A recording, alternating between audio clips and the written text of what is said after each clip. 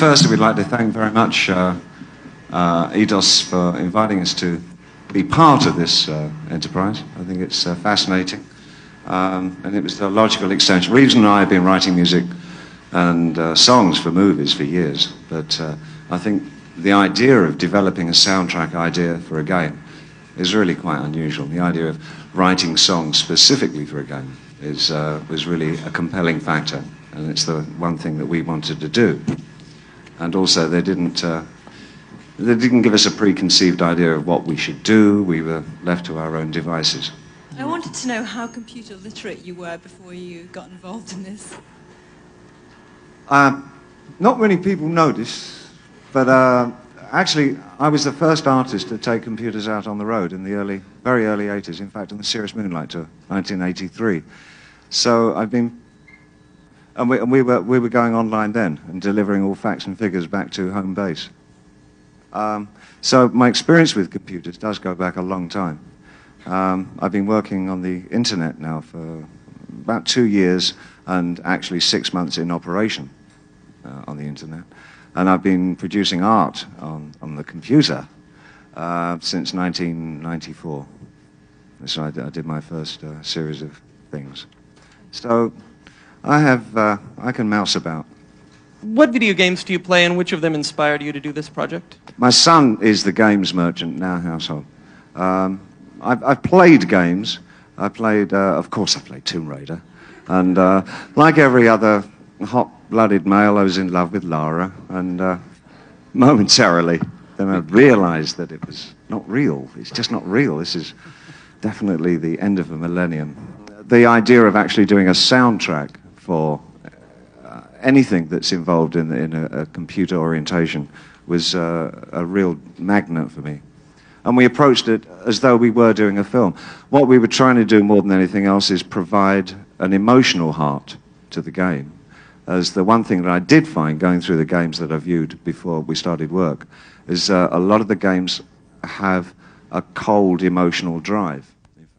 One of the things in a lot of the computer games is that the soundtrack doesn't always complement, it seems thrown in. So doing films and doing just regular songs is such a different kind of thing than an immersive, interactive game. How did you take that into account when you were designing the soundtrack? It's a very good question. I think the one thing that we noticed immediately is that most of the material that's used in games is actually taken off albums.